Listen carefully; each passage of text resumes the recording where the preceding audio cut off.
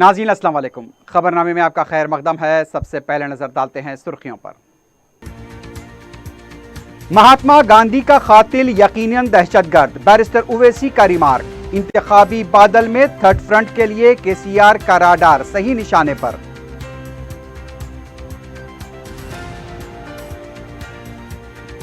ओडिशा में फानी तूफान से मुतासरा इलाकों में तेलंगाना बरकी मुलाजमीन की खिदमत। 34 किलोमीटर बरकी लाइन के काम मुकम्मल।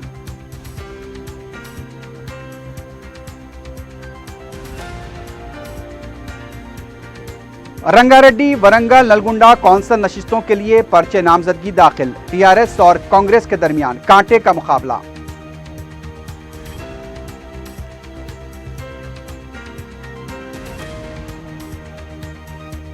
और मोइनाबाद में दो बाइक्स के दरमियान तसादुम, एक नौजवान बरसरे मौका हलाक, दूसरे की हालत नाजुक।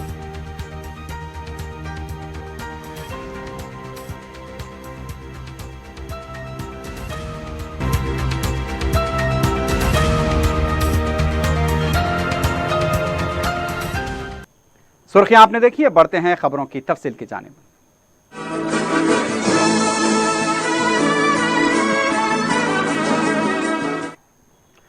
सदर मजलिस बैरिस्टर असदुद्दीन ओवैसी ने कहा है कि महात्मा गांधी का कातिल और कत्ल की साजिश करने वाले यकीनन दहशतगर्द हैं। तामिल सुपरस्टार और सियासतदान कमल हासन ने महात्मा गांधी के कातिल नाथूराम गोडसे को हिंदू दहशतगर्द करार दिया था। मीडिया से बात करते हुए बैरिस्टर ओवैसी ने कहा कि बाबा कौम का कातिल दहशतगर्द नहीं तो क्या महात्मा होगा। उन्होंने कपूर कमीशन का हवाला दिया और कहा कि इस कत्ल की साजिश में मुलविस तमाम दहशतगर्द ही तो थे। साबिक वज़ीर आज़म राजीव गांधी के बहरिया के जहाज INS विराट में सैर व तफरीह से मुताल्लिक़ वज़ीर आज़म नरेंद्र मोदी के इल्ज़ाम पर बैरिस्टर ओवैसी ने कहा कि वज़ीर आज़म मोदी का जिस कैनेडियन शहरी ने गैर सियासी इंटरव्यू लिया था, उसने क्यों कर बहरी जहाज में सैर व तफरीह की, पहले उसका खुलासा किया जाए। राजस्थान के अलवर में एक दलित लड़की की इज्तिमाई इस्मत रेजी के वाक़े पर वज़ीर आज़म के दोहरे मेयार को बैरिस्टर ओवैसी ने तनकीद का निशाना बनाया। उनका कहना था कि हापुर उत्तर प्रदेश में इज्तिमाई इस्मत रेजी का शिकार जिस लड़की ने खुदकुशी की, उसके बारे में वज़ीर आज़म को जवाब देना चाहिए। पार्लिमानी इंतखाबात के नतायज पर उनका कहना था कि बीजेपी की शिकस्त यकीनी है। ने जो महात्मा गांधी को मारा, जिसने फादर ऑफ नेशन जिसको हम मानते हैं, उसको क्या बोलेंगे? महात्मा बोलेंगे या राक्षस बोलेंगे? उसको टेररिस्ट बोलेंगे या असैसिन बोलेंगे?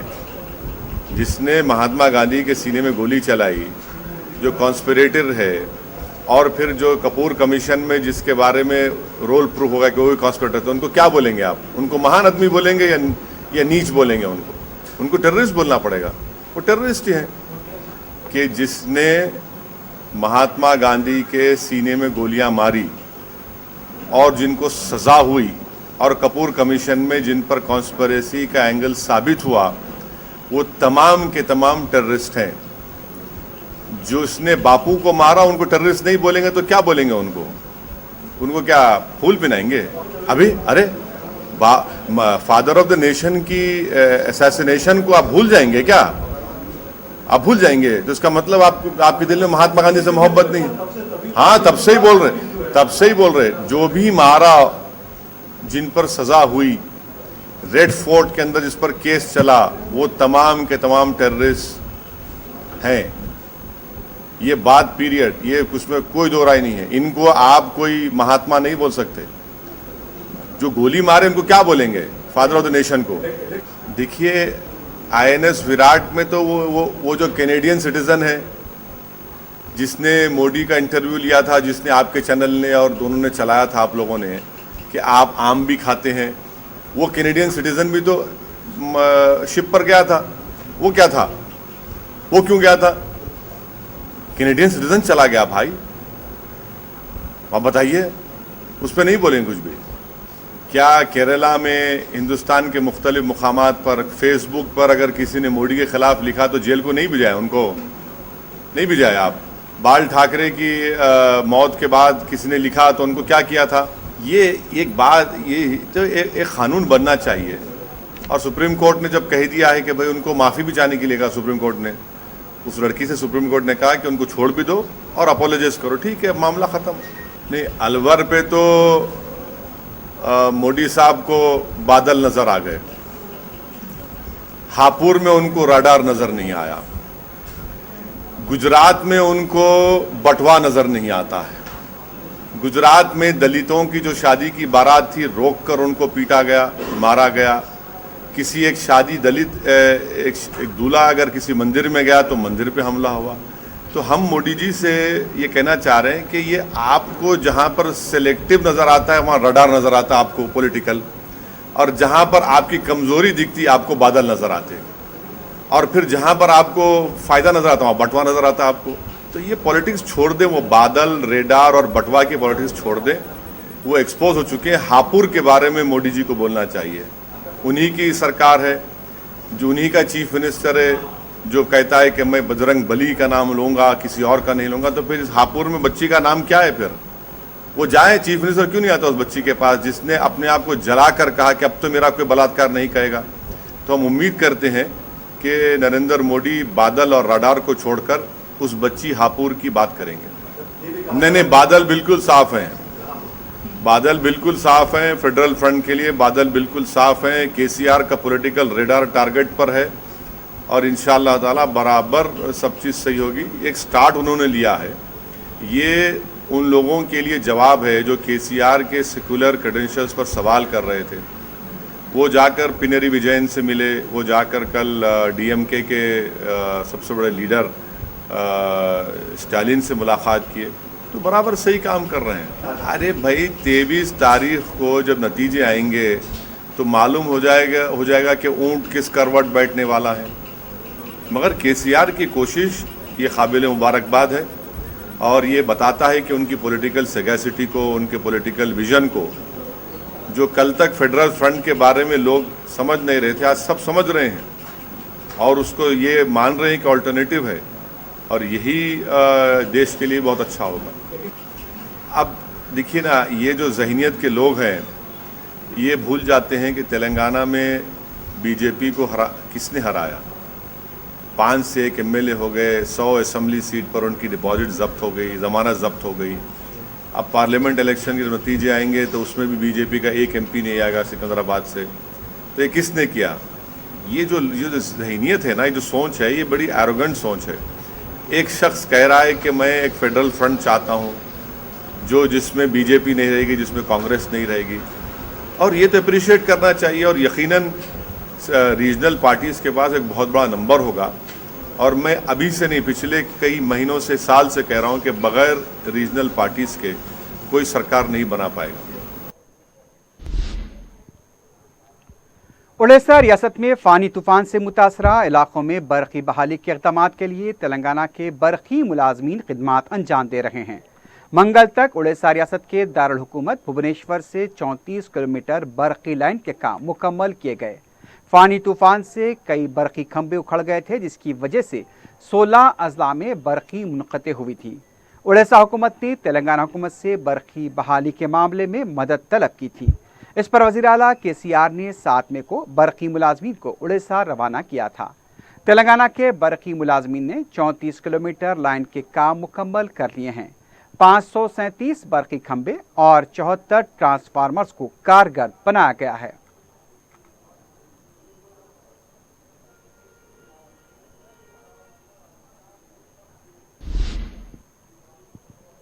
तेलंगाना के रंगारेड्डी, नलगुंडा, वरंगल के मुकामी मजालिस कोटे की कौंसल नशिस्तों के लिए पर्चे नामजदगी दाखिल करने का अमल मुकम्मल हो गया है। मंगल को पर्चे दाखिल करने के आखिरी दिन टीआरएस के रंगारेड्डी उम्मीदवार बी महेंद्र रेड्डी ने अपना पर्चे नामजदगी दाखिल किया। कांग्रेस पार्टी के अवैतिया मोहन रेड्डी को रंगारेड्डी से टिकट देने का ऐलान किया गया था, लेकिन आखिरी मरहले में सदर पीसीसी उत्तम कुमार रेड्डी ने प्रताप रेड्डी को बी फॉर्म हवाले किया। दोनों कायदीन ने रंगारेड्डी से पर्चा दाखिल किया। 31 मई को रायदही होगी और 3 जून को नतायज का ऐलान किया जाएगा। कौंसल के इंतखाबात मौजूदा मजालिस से मुकामी अवामी नुमाइंदों के तहत कराए जाएंगे।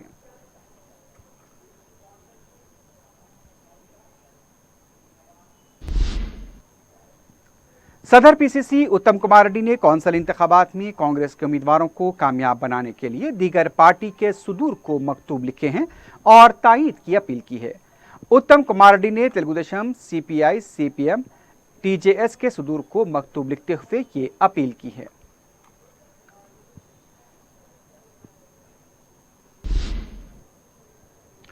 तेलंगाना हाईकोर्ट के लिए जस्टिस रघविंदर सिंह चौहान को चीफ जस्टिस की हैसियत से मुकर्रर किया गया है। सुप्रीम कोर्ट कॉलेजियम की तरफ से सदर जमहूरिया को इस सिलसिले में सिफारिश की गई थी, जिससे मंजूरी दी गई है। तेलंगाना की तश्कील के बाद मुस्तकिल चीफ जस्टिस नहीं थे, अब जस्टिस चौहान को तेलंगाना हाईकोर्ट का मुस्तकिल चीफ जस्टिस मुकर्रर किया गया है।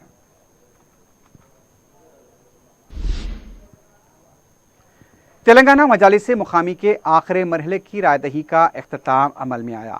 मजमई रायदही 80-85% रिकॉर्ड की गई। 161 जिला परिषद, 1738 मंडल परिषद के लिए 27 अजला में वोट डाले गए। जुमला 6467 उम्मीदवार मैदान में थे।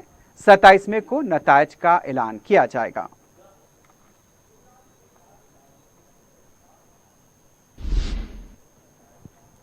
तेलंगाना स्टेट माइनॉरिटीज कमीशन ने हुसूल अराजी के तहत मुआवजे की अदायगी और दूसरे मामलात की समाअत की। सदरनशीन कमीशन मोहम्मद खमरुद्दीन की सदारत में कमीशन का इजलास मुनक्किद हुआ। बंजारा हिल्स में सड़क की तोसी के लिए बलदिया की तरफ से अराजी हुसूल के बाद मुआवजे की अदम अदायगी की शिकायत पर कमीशन ने ग्रेटर हैदराबाद म्युनिसिपल कॉरपोरेशन से जवाब तलब किया है। एक दूसरे केस में एक गज़ेटेड हेडमास्टर कुरैशी बेगम की दरख्वास्त गुजार की खिदमात को बाकायदा बनाए जाने का हुकूमत से जवाब तलब किया गया। हयातनगर मंडल के तहत एक अराजी मामले की भी कमीशन ने समाअत की और इन तमाम मामलात की दोबारा समाअत 15 जून मुकर्रर की गई है।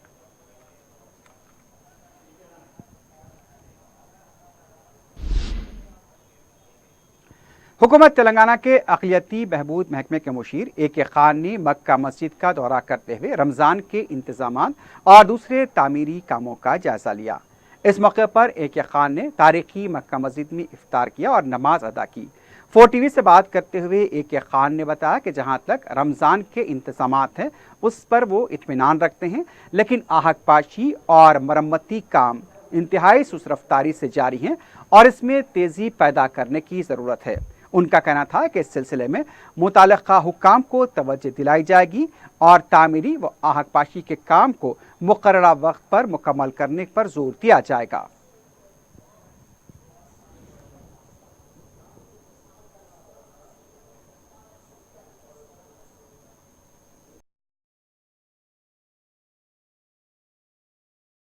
यहाँ पे जो वायदे किए गए थे हुकूमत की जानिब से, माइनॉरिटी डिपार्टमेंट की जानिब से, कितने इंतजामात हुए, आप कहाँ तक मुतमईन हैं इससे? देखिए, सबसे पहले तारीख़ी मक्का मस्जिद में आज 8 रमज़ान है। रमज़ान के मुबारक महीने में इफ्तार के लिए आना नसीब हुआ, इसके लिए मैं अपने आप को खुशकिस्मत समझता हूँ। जहाँ तक यहाँ के इंतज़ाम का सवाल है, 2 किस्म के इंतज़ाम होते हैं। ये कहा कि रमज़ान मुबारक के दौरान हर दिन मुसल्लियों के लिए ख़ासकर जुमा के जो इंतज़ाम होते हैं वो अपनी जगह हैं, और जो मक्का मस्जिद के रिपेयर का काम जो चल रहा है, ये दोनों का जायज़ा लेने के लिए भी मैं आज आया था इधर। रमज़ान मुबारक के दौरान मुसल्लियों के लिए जो इंतज़ाम करना है, जो हर साल करते हैं, उसी तरीके से इस साल भी हुए हैं। और जहाँ तक मक्का मस्जिद के रेस्टोरेशन का काम, रिपेयर का काम जो चल रहा है, वो क्वालिटी वाइज तो कुछ ठीक है, फिर भी थोड़े खामियां हैं। अभी जो मैं देखा हूँ, छत का मरम्मत का काम जो हुआ था उसको रखते हुए अंदर जो 1-2 जगह जो लीकेजेस दिख रहे हैं, उसके लिए क्या करना है, और जो काम हो रहा है वो बहुत स्लो हो रहा है। इसमें तेज़ी लाने की ज़रूरत है। इंशाल्लाह 2-3 दिन के अंदर मैं जो भी हैं डायरेक्टर ऑफ आर्कियोलॉजी और माइनॉरिटी वेलफेयर डिपार्टमेंट के ऑफिसर जो हैं उन्होंने, और कॉन्ट्रैक्टर, सब कॉन्ट्रैक्टर, सबको बुला के एक मीटिंग लेना, और यहाँ जो मैं देखा हूँ वो उनके नज़र में रखना बहुत ज़रूरी है। मैं तो ज़रूर ये काम होगा इंशाल्लाह। यहाँ से काम तेज़ी से करने के लिए और क्वालिटी के साथ करने के लिए जो भी कदम उठाना है वो महकमे अक़लियती बहबूद की तरफ से वो लिए जाएंगे। जो सेक्रेटरी तो नहीं है इस वक्त, डायरेक्टर माइनॉरिटी वेलफेयर, उनकी निगरानी में पूरी काम कराने की कोशिश करेंगे। बीजेपी के साबिक रुकन असम्बली किशन रेड्डी ने कहा है कि अंबरपेट में मस्जिद दोबारा तामीर नहीं हो सकती क्योंकि वहां पर कोई मस्जिद ही नहीं थी। मीडिया से बात करते हुए उन्होंने कहा कि अंबरपेट के हालात खराब होने के जिम्मेदार मजलिस के रुकन असम्बली अहमद पाशा कादरी पर है। उन्होंने कहा कि फ्लाईओवर तोसी के लिए जगह का मुआवजा अदा कर दिया गया, उस वक्त वक्फ बोर्ड क्यों खामोश था। किशन रेड्डी ने इल्जाम लगाया कि पुलिस की मदद से MIM के अरकान असम्बली ने वहां के हालात खराब किए हैं। उनका कहना था कि इसके लिए हुकूमत भी बराबर की जिम्मेदार है। किशन रेड्डी ने कहा कि वजीर दाखिला के बयान की तब्दीली KCR का दबाव या फिर मजलिस के दबाव की वजह से है, इसका खुलासा होना चाहिए।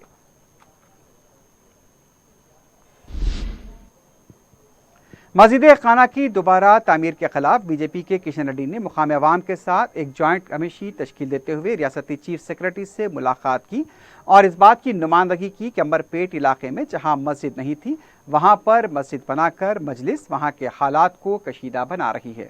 चीफ सेक्रेटरी से नुमाइंदगी के बाद किशन रेड्डी ने बताया कि इस JSC में कांग्रेस, तेलुगुदेशम, TRS, CPI और CPM से ताल्लुक़ रखने वाले मौजूद हैं।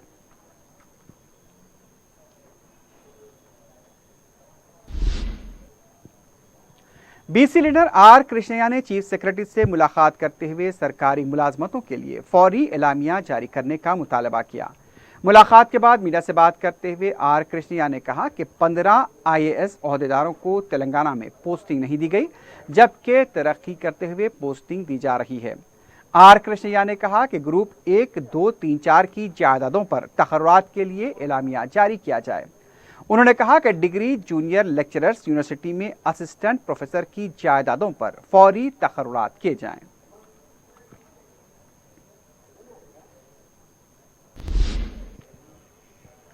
सैयद अली चबूतरे के इलाके में सड़क पर पीने का पानी बहने से मुकामी अवाम को मुश्किलात का सामना करना पड़ रहा है। एक तरफ शहर में जहां पीने के पानी की किल्लत है और हर कोई पानी की बचत पर जोर दे रहा है, ऐसे में लाखों लीटर पीने का पानी ज़ाया होने से अहलियान शहर को पानी की किल्लत का सामना करना पड़ सकता है। शहरियान हैदराबाद 2 दिन में एक दफ़ा सरबराह किए जाने वाले पानी को बड़े मोहतात अंदाज में इस्तेमाल करते हैं, लेकिन महकमे आबरसानी के ओहदेदारों की लापरवाही का ये आलम है कि वो पाइपलाइन की मरम्मत के काम फौरी शुरू करने से कासिर हैं।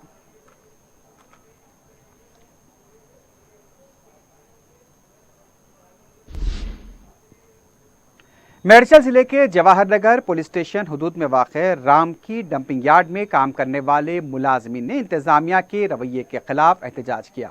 मुलाजमीन ने बताया कि उनसे ESI और PF के नाम पर रकम वसूल करने का मंसूबा बनाया जा रहा है। उनका कहना था कि कंपनी की तरफ से उन्हें दूसरी सहूलतें भी फराहम नहीं की जा रही हैं। मुलाजमीन ने इंतबा दिया कि अगर उनके मसाइल की यकसुई नहीं की गई तो एहतजाज में शिद्दत पैदा की जाएगी।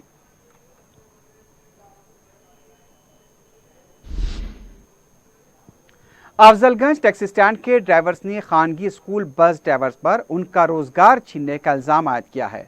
मुतासरा टैक्सी ड्राइवर्स ने बताया कि वो गुज़िश्ता कुछ अरसे से खानगी स्कूल बिलखुसूस स्लेट स्कूल की बसें टैक्सी स्टैंड से किराए उठा रहे हैं। उनका कहना था कि वो सालाना 70,000 रुपए का टैक्स अदा करते हैं, लेकिन खानगी स्कूल बस के ड्राइवर उनसे किराया छीन रहे हैं।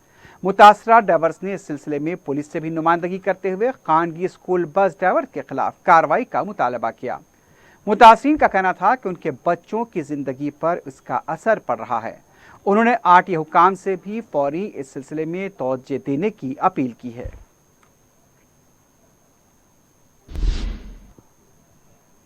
मोइनाबाद मंडल के हदूद में 2 बाइक्स के तसादुम में एक नौजवान हलाक हो गया। मुतवफ़्फ़ी की शिनाख्त 32 साला रमेश की हैसियत से की गई है। बाइक पर सवार एक और नौजवान की हालत नाजुक बताई गई है, जिसे शहर के खानगी दवाखाने में शरीक किया गया है। बताया गया कि तेज रफ्तार राइडिंग हादसे की वजह है। मुकामी पुलिस ने केस दर्ज किया है, मजीद तहकीकात जारी हैं।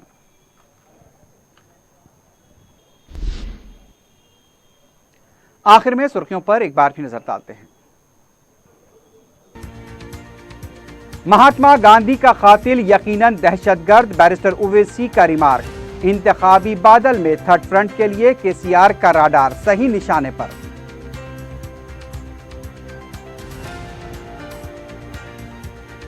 उड़ीसा में फानी तूफान से मुतासरा इलाकों में तेलंगाना बरकी मुलाजमीन की खिदमात, 34 किलोमीटर बरकी लाइन के काम मुकम्मल।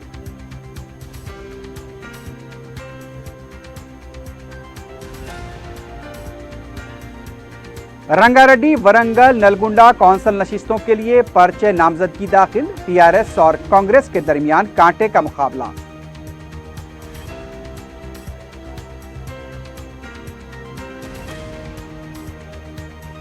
और मोइनाबाद में 2 बाइक्स के दरमियान तसादुम, एक नौजवान बरसरे मौका हलाक, दूसरे की हालत नाजुक।